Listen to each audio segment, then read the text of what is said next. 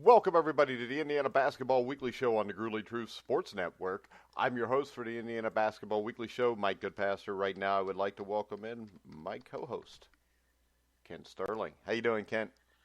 I am bound but not breaking, or not broken. I think, I think you screwed up both of those words, Kent, but go ahead. Well, I am to semantics exactly as Indiana is to basketball right now, I think. Well, oops. All right. So I heard there was a game yesterday, and that game looked real similar to the three games previous. We talked about Purdue and how they hadn't looked very good until last Wednesday night when they hit like 19 three-pointers against Iowa. On the road, the Boilermakers have been a different story, but that changed on Saturday as they knocked down 8 of 16 from deep.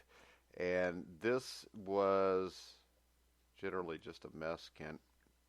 Yeah, and there was really no statistical area where Indiana showed any ability to dominate Purdue, and you would think that that'd be a little bit different at home, that they'd come out with more energy. I think that we answered the question as to whether they would be, lifted by the presence, the return of Bob Knight and kind of the energy in the hall, but they just weren't very good. They appeared to be listless, but here's the thing. Over the last 5 games, they have played nothing but top 15 teams, according to KenPom. According to KenPom, everybody they play is really, really good and better than they are. And not only are they better statistically, they've got more talent than Indiana right now. And the talent that Indiana's got is really, really young. And they've got to figure out how to play together, and they've got to figure out how to come together, and they haven't done that yet. And they're going up against some of the best teams in the country, and this has been the result. So while it is distasteful to us to watch over and over and over again, you know what? It's entirely foreseeable, and we probably should have. Indiana just isn't where it needs to be right now, and it's going to take more time. I know nobody wants to hear that, but it's going to take more time. It's going to take all of these guys getting a year older. It's going to take Devontae and Duran getting the hell out and graduating for this team to kind of take another step forward, and that's where it is. Why is that? Well, they're just young. They're really, really young. The talent that they've got is young. They are young, Mike. I mean, you look at the experience breakdown again on KenPom, which is an excellent reference tool. And you see that this is a team whose experience on the floor ranks 278th in Division I basketball. That's in the lower quartile. And so you've got freshmen like Trace Jackson-Davis. You got a guy who's really one of your most experienced guys in Joey Brunk, but this is his first year in Bloomington. He's figuring out how to play with all these guys. You've got Rob Finney, who really, in terms of experience, is still kind of at the end of his freshman year. You've got Jerome Hunter, who is in his freshman year, coming off that injury last year, or whatever it was, disease or treatment of the thing. You've got a lot of really young basketball players and youth. You can, unless you've got dynamic, one-and-done type guys, you can't win being this young in college basketball. Well, the other concern I would have would be the identity to this team, which used to be free throw shooting and toughing out close games. That's not happening anymore either. No, it's not. And that's because, look, Indiana, you don't need to be a basketball genius to be able to figure out how to defend this team. If you pack it in and you make it hard for them to enter the post and you tempt them to shoot threes and make it really hard on the wings to do anything but shoot threes, you win the game. If you control penetration and control the ability to enter the post, the game's over. There's no way for Indiana to score. This is a team that can't score. And they scored 62 yesterday, but a lot of those were late buckets when the die was already cast. This just, I'll be critical about Archie in this way. He hadn't figured out how to take the assets that he's got and turn them into offensive basketball players who can win. Defensively, they haven't been terrible. They've been better than most, but offensively, they're just god awful because they're really, really easy to defend. They don't have any spacers. You got Devontae Green who can knock down threes, but what opposing coach doesn't want Devontae to take 15 shots for Indiana, right? 1 out of every 4 games or 1 out of every 6 games, he's going to shoot you into a game, but the other 5, he's going to shoot you out of it if he shoots at that volume. So Indiana's just, for guys like Painter and Izzo and Holtman and Underwood and, McCaffrey, this is shooting fish in a barrel. This is not a hard basketball team to beat. And yet, when they're playing against teams that are outside the top 15, they're really not too damn bad. They're an okay basketball team. This is who they are. And if we think that Archie Miller is some kind of magician who's going to make them better, he's not. He's through 2 recruiting cycles. That's it. So he's got a freshman and sophomore class. That's all. These guys are going to grow up, and they're either going to get better or they're not. They're going to figure this out. I don't know, because when you sit here and tell me how young they are, he has had 3 years. Dayton's ranked 6th in the country. But 2 recruiting cycles. He's got 2 recruiting cycles. So is Dayton, and they're ranked 6th in the country. It's the place he left, and they were in just as bad a shape as IU when he left because pretty much everybody was gone when Archie was gone. Yeah, they've got Obi Toppin, and Obi's a first-team All-American type guy, and that's no excuse. I think Indiana, for being, I don't know, I always sound like an Archie Miller apologist, and I'm not. And anybody who knows me at all and knows the way, we kind of held Tom Crean accountable, I am nowhere near in the pocket of Indiana University athletics. I mean, I hear enough from them to the contrary that I'm pretty sure that I'm not a yes man for Hoosier, the insides of that athletic department.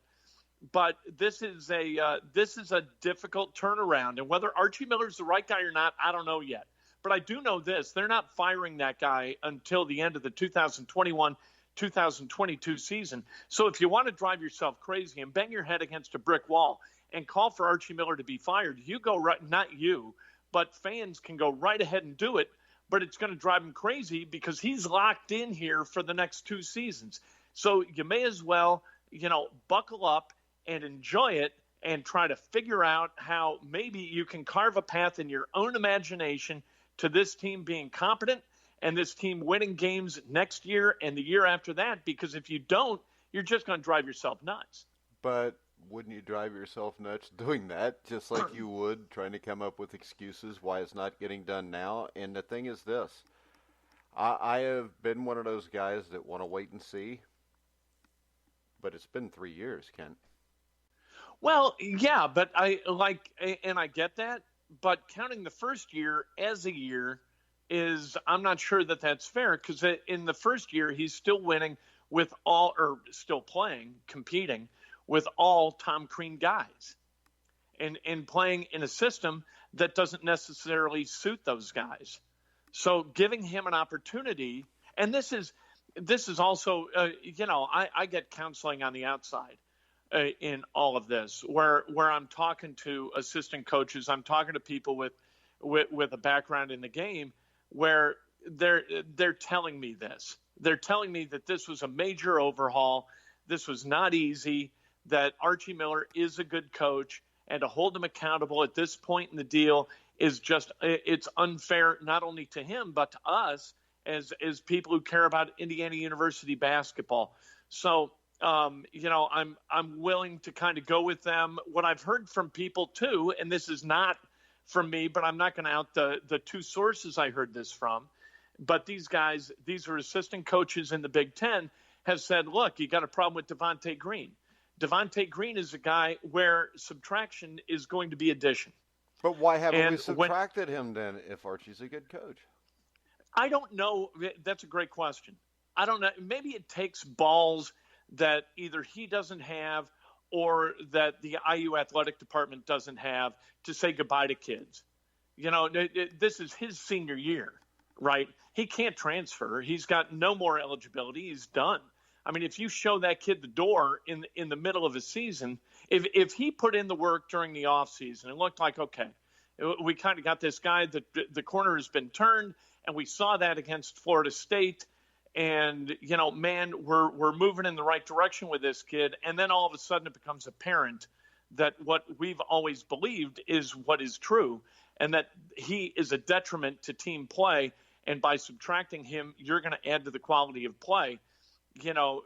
At that point, it becomes cruel to say, well, he's a ghost. He's no longer with us.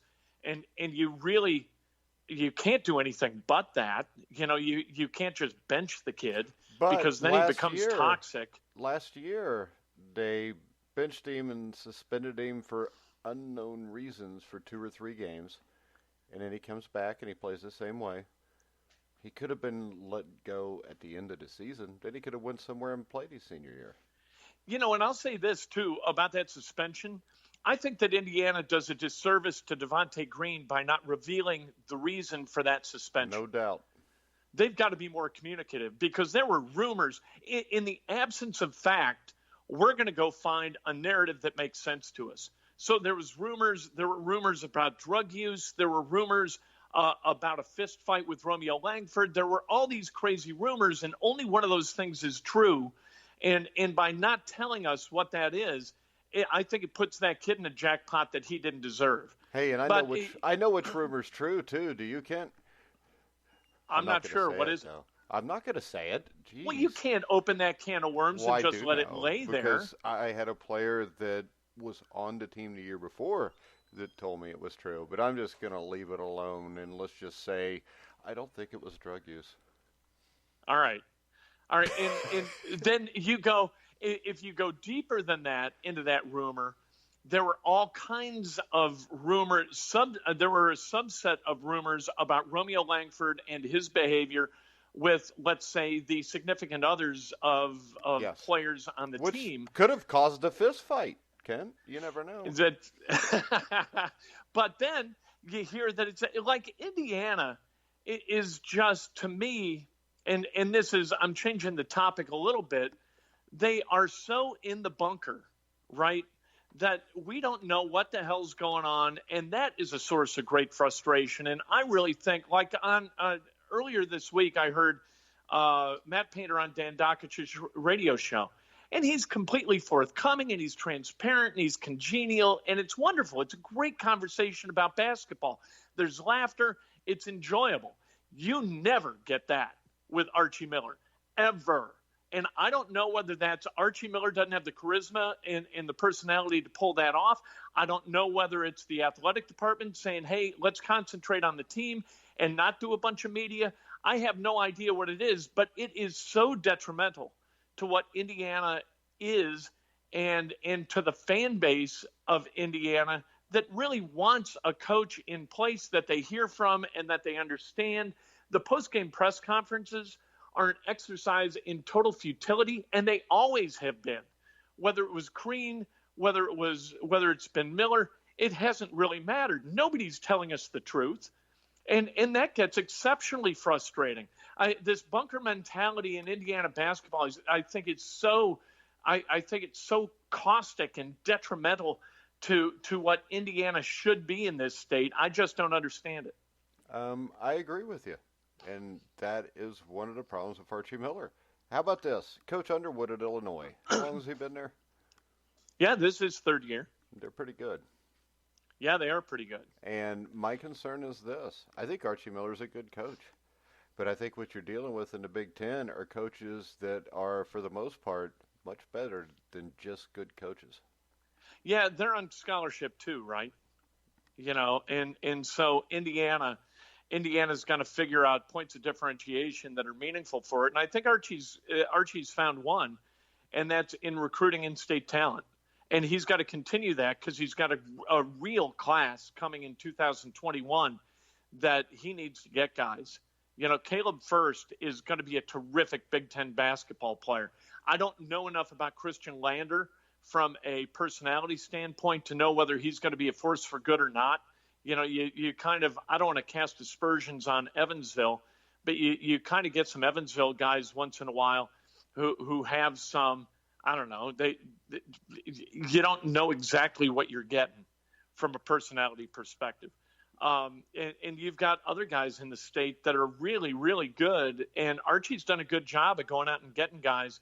But Indiana is there's going to be a class like 2012 or like 2011 or you get 12, 7, 6 with Odin and Connolly, where if you do well in Indiana, you set yourself up for some real success. And I think 2021 is one of those classes where it's not going to be, getting Armand Franklin is wonderful, and he's a great kid, and he's a culturally perfect kid for Indiana basketball. But you got to go when you've got top 30 kids in this state who are willing to ball out for teammates and play for the love of the game and not have, one eye on the NBA all day. And so I think 21 is going to be a really interesting class for Indiana in terms of recruiting, because they've got to not just get kids from Indiana, they got to get the best kids from Indiana. All right, so what kids from Purdue are the best kids from Indiana? That's a great point, because I don't know that they have any. But what they've got are kids who culturally fit. They've got a kid like Eric Hunter Jr., who's a terrific kid. He fits that dynamic for Purdue. They've got Nogel Eastern, who's a suburban Chicago kid who fits that gritty, tenacious, defensive type deal that they look for. You look at a kid like Caleb First from Blackhawk Christian, and man, he looks, and I get splashback all the time from guys in scouting, but I always look at a guy and say, ooh, boy, does he look like, with Gary Harris, he just looked like a Michigan State kid. He just did. And Caleb First looks like either a Michigan State kid or a Purdue kid. I'd love him to go to Indiana, but the jersey just doesn't kind of look right on him for whatever reason. But you look back at a kid like Chris Kramer, who played at Purdue. That's a Purdue kid that fits their culture and was a terrific basketball player and developed into one. Hummel, same thing. Juwan Johnson could have played anywhere and fit. Scott Martin didn't fit at Purdue. But yet they have had, historically, they've gone out and gotten guys. Biggie was one of those guys. Swanigan was one of those Purdue guys. They consistently go out and get the guys who fit their culture. And right now, Indiana doesn't have one. So that's my thing. I think that the getting the best players in Indiana thing's all great. I'd rather have the best players anywhere. I mean, I just want the best players. Hey. And the thing is this: when I look at Purdue, if you match up Purdue's roster with Indiana's roster, I would bet you that the Indiana roster is filled with much more highly ranked players than what Purdue's is, which tells me Purdue's coaches theirs better. Okay, but this is also true, that rankings and the quality of the players determined by rankings really isn't nearly as important as the culture of the program and recruiting to that culture, right? Yes, and we do not have a culture. And after 3 years, that is my issue. There's no culture. I don't know what the culture is supposed to be. To me, what it looks like the culture is supposed to be, you play really tough defense and then just give the ball right back to them because we don't know what the hell we're doing on offense. I'll give you another guy for Purdue, and this is a cream screw-up. All right? Going out and getting Grant Gale from Crown Point when they had Stefanovic on that team, and I don't know to what level Indiana looked at Stefanovic, if at all. I went and saw those guys play down at Southport. Brian Snow puts on a thing for 247sports.com, or for himself, I'm not sure. Down at Southport, it's like 6 games. It's wonderful. All the highly rated recruits in the state are represented there, or at least most of them. And so I'm watching Crown Point, and I'm thinking, oh, my God, like this guy can't play at Indiana. Nothing against Grant Gale, but I was like, he's not close to being the best player in his high school team. And then I looked, I was like, hey, who's that guy? Sasha Stefanovic. This guy can play. Like he's got a motor. He can shoot it. He's a good passer. He gets gritty defensively. Why the hell aren't we in on this guy? He signs with Purdue, and he's the one guy for Purdue, along with Hunter, too. Hunter can shoot it, but he doesn't shoot it as much, who hits threes at a high rate and kind of spreads the defense a little bit. I don't know where Indiana was with Stefanovic, but they wound up getting Gale on, who couldn't play dead. Because we don't have a culture. Right. That's my whole issue. Brad Underwood at Illinois has a culture, and he has got players to fit his culture. John Beeline at Michigan was a perfect example of that. Hell, he never had anybody bigger than a 3-star recruit, but he had him in the Final Four playing for national championships. So when you want to sit there and tell me they're too young, I don't buy that, Kent. I mean, if I look at this, Al Durham, he's not in his first year. Justin Smith's not in his first year. Fennessy's not. Brunk played 3 years at Butler. Franklin is. Green, not his first year. Deron Davis, not his. So, I mean, really, first-year players here, you got Hunter and Trace Jackson Davis and Armand Franklin. And Trace Jackson Davis, I don't think qualifies as a first-year player anywhere because the kid is a hell of a basketball player. Well, you can't claim that a guy without experience has experience because But he's a hell of a basketball player, and right now he does have experience. See, this is the thing, Kent. Right now, all these guys have played at least 20 Division I college basketball games. Yeah, but so is every other freshman. Yeah, so that's my point. So why are theirs better than Indiana's? Well, you bring up a good point in that when you talk to Matt Painter, when you talk to LaVale Jordan, they endlessly talk about how they're a developmental program. And if you look back at the guys that Purdue has had and the guys that Butler has had, and I'll give you two really good examples. Jawan Johnson came to Purdue and as a freshman didn't play a lot, and when he did play, he didn't play well. By the time he was a senior, he was the Big Ten Player of the Year, and I think he was the National Player of the Year. And at Purdue or at Butler, you had a kid like Kellen Dunham, and Dunham, when you could, Etuan Moore at Purdue too. They're a bunch of guys. You look and you see the stair step up in their development. You have not seen that at Indiana. You didn't see it under Crean, and you don't see it under Miller. And I don't understand why that is. I don't know whether that's a matter of recruiting kids who believe that they're already home and they don't really need to work at the level they need to work. I don't know whether it's a focus on, hey, we got to build bodies instead of basketball players. I don't know what it is. I think developmentally, Indiana has paled in comparison to Butler and to Purdue. I would assume so. I mean, you're very familiar with Xavier. I think that's a developmental program too. Yeah. And they have to be. I think Indiana is kind of stuck in this nexus where they are close enough to being an elite level program, at least in terms of national perspective, right? People will call them a blue blood. So I think instead of being the best of the developmental programs, they've decided to be the least of the blue bloods. And that's not been a really good place for them to figure out how to win. Yeah, but see, the thing that I get, and being close to Xavier, especially with Chris Mack and Travis Steele, the thing that I always take away from them is even their kids that show up as freshmen that may not be overly tough, 10 games in are. Because everybody that's a sophomore, junior, and senior demands that of you or you're gone. And, you know, I've seen this year where Najee Marshall or Tyreek Jones didn't practice well, and they would only play 5 minutes in the game. And since Tyreek Jones has had that happen to him, I think he's had 3 straight games with 18 rebounds or more.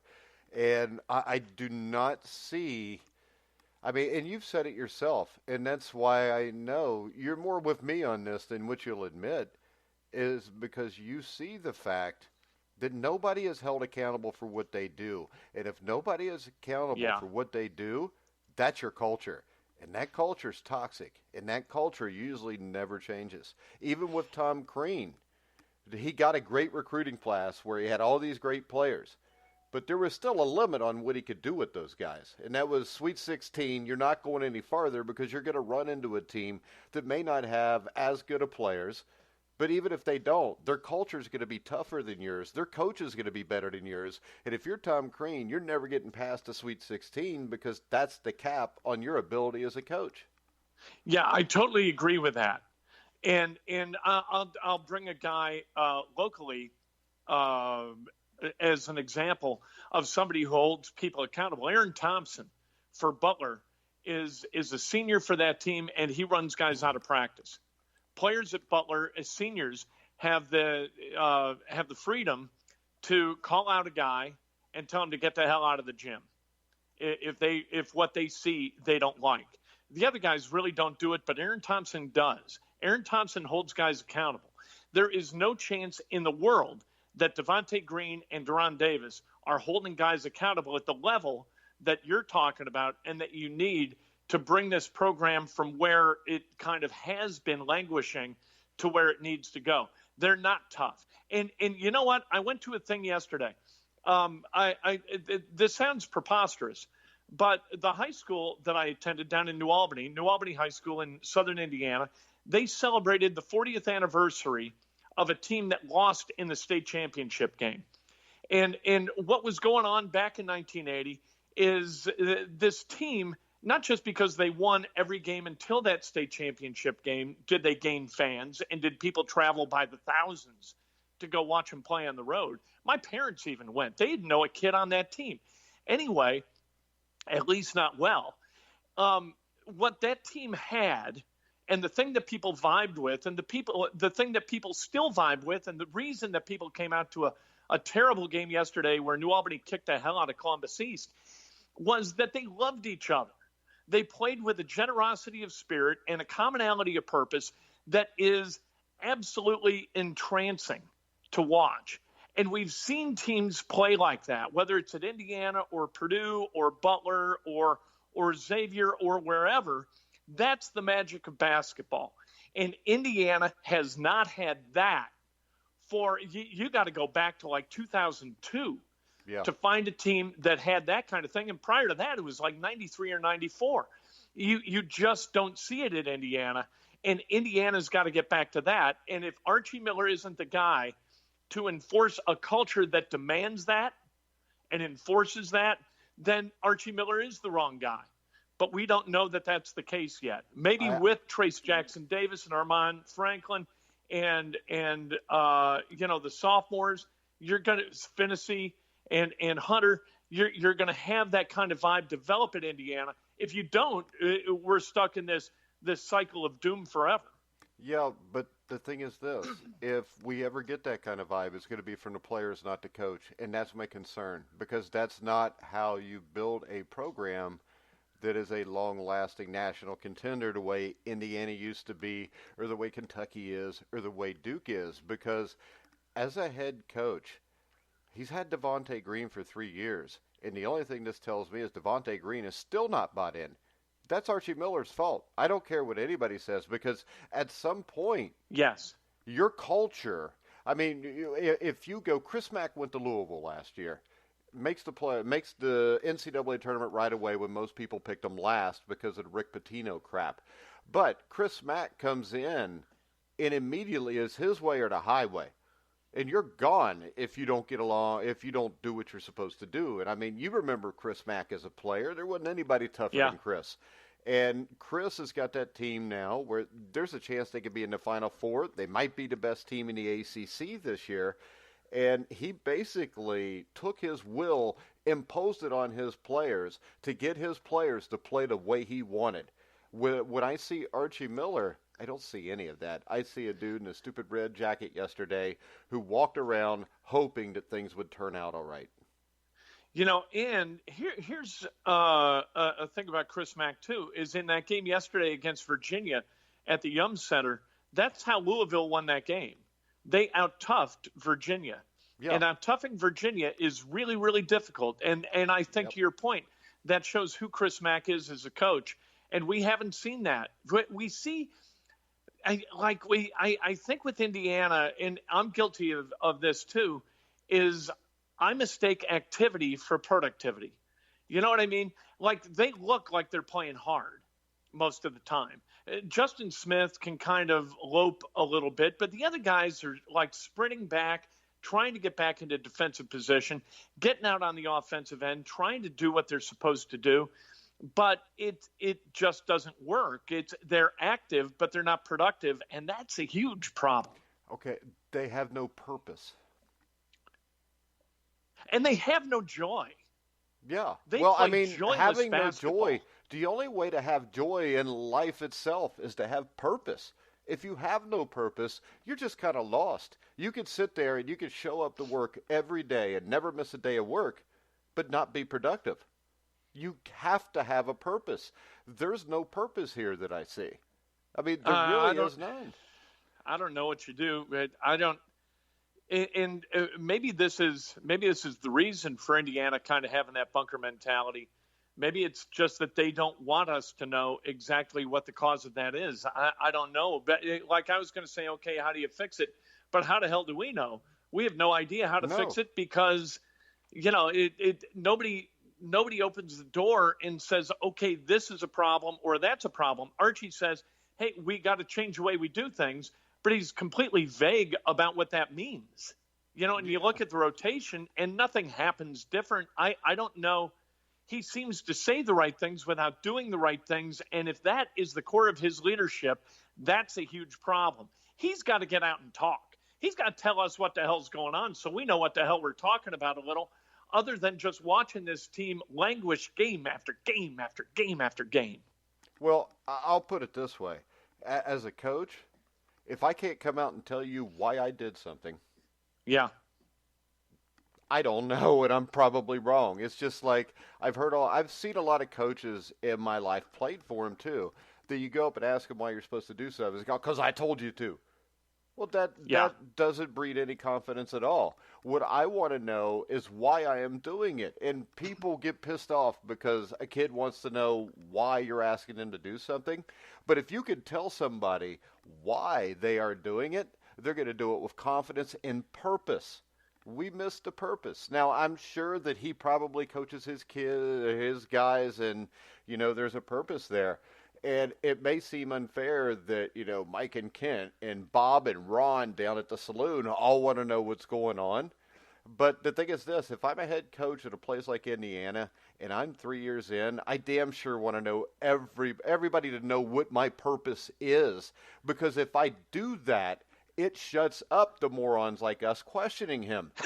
But if you cannot give me what the purpose is, what you want this program to look like, what you want it to be, then I'm just left to my own devices. And when I'm left to my own devices, Kent, I usually come up with stuff negative.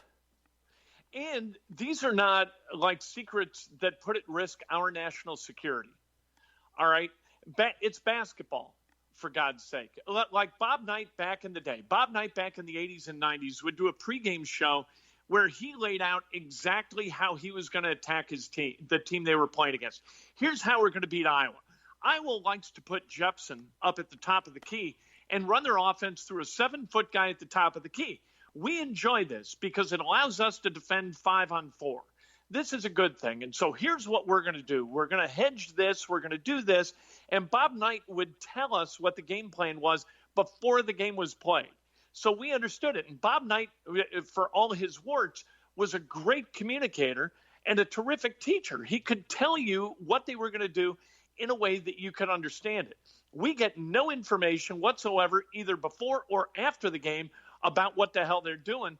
And it puts, like you said, in a position where we need to make assumptions, and that's not where this thing gets good. No, definitely with us, it's not. But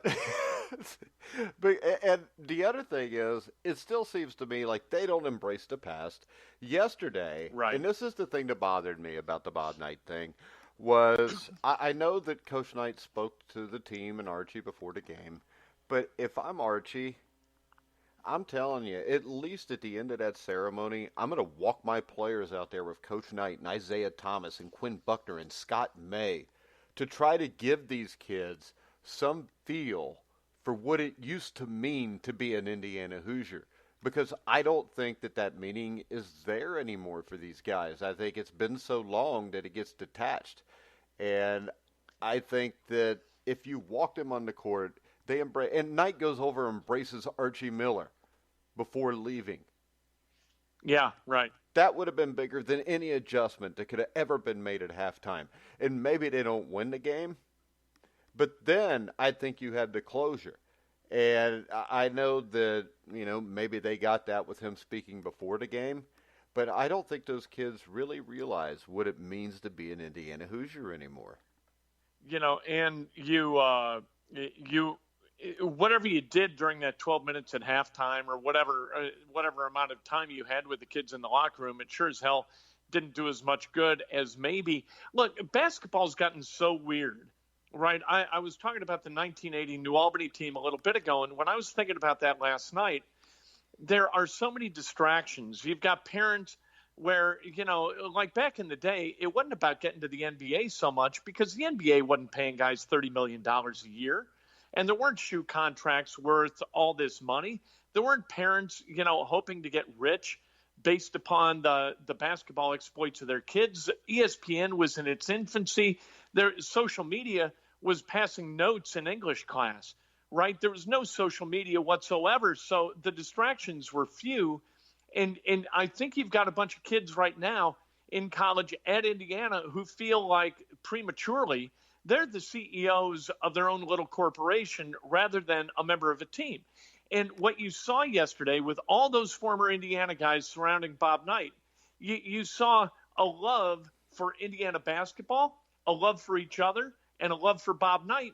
And that just does not exist at Indiana. I don't know where it does exist, but I think that is the thing that kind of propels a work ethic that becomes entrenched and becomes productive for a basketball program instead of having, 13 guys who are all trying to get to the NBA as individuals instead of win a championship as a collective. I could tell you where it does exist. I've seen play Gonzaga. It exists there.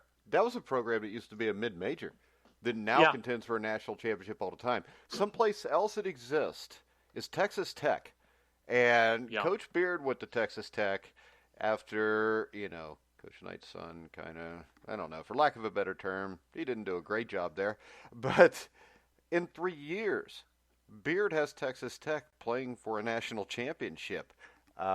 Virginia, that's a team that always brings it. I mean, I could think of numerous programs where, you watch North Carolina, they're 10-13, everybody, they suck. But you don't get the idea that it's from lack of effort or purpose. It's just they don't have the talent this year. Right. And that's, you better either be really, really talented or you better have a culture that enforces a level of work that is withering. You've got to have a meaningful point of differentiation, or of course you're going to get beat. And I don't think Indiana has that. You can look at the box score from yesterday. Okay, we got out rebounded by one. They outscored us from the foul line. They shot better from threes. They shot better overall. They got more steals. They had fewer turnovers. I mean, there's no place where you can point and say, by God, this is where we plant our flag and we hold our ground. And if we do this at Simon Scott Assembly Hall, we're going to win games. That just doesn't exist for Indiana. My only question about the whole thing is whether this is Archie Miller being incapable of providing it, or whether he's in the nascent stages of building it. I just don't know at this point. I think we find out next year, though. You give them 3 classes and put guys on the floor in those 3 classes, and if they can't measure up to Illinois at that point, you say, you know what, we screwed up. We hired the wrong guy. We hired Miller instead of Underwood. If Ohio State's terrific next year, you're going to be able to say with some – you're going to be able to be definitive in saying it. Holtman would have been a better hire than Archie Miller if he would have come to Indiana, and I'm pretty damn sure he would have come to Indiana. You've got these things, and it depends on who the next AD is, right? If it's Chris Reynolds, maybe he's not crapping around, and he's going to make a determination, and I don't in any way mean to cast aspersions on Fred, who I think has been really good as an AD, but maybe he's going to say, all right, this is not good enough. We've got to put Indiana back in a position where they are really, really good in the Big Ten every single season, and we are not going to be fearful of the basketball team being our common identifier nationally. We're going to embrace that rather than run from it, and we'll see what happens. Yeah, and we look at the rest of the schedule. Host Iowa, at Michigan, at Minnesota, host Penn State, at Purdue, at Illinois, Minnesota at home, Wisconsin at home. So, what do you think the seed in the NIT will be, Kent? It didn't do us well. We were a 1 last year, weren't we? And that didn't do us a hell of a lot I have good, no clue. I didn't pay that much attention to it because luckily it was during the first 4 in Dayton that they played the game. And I remember I'm covering the play-in game, whatever it is, the 216 seeds. And I've got the IU game on my computer. And somebody sits down next to me and he says, "Why are you watching that?" And I'm like, "That's a good point." And I just turned it off so I didn't get mocked anymore.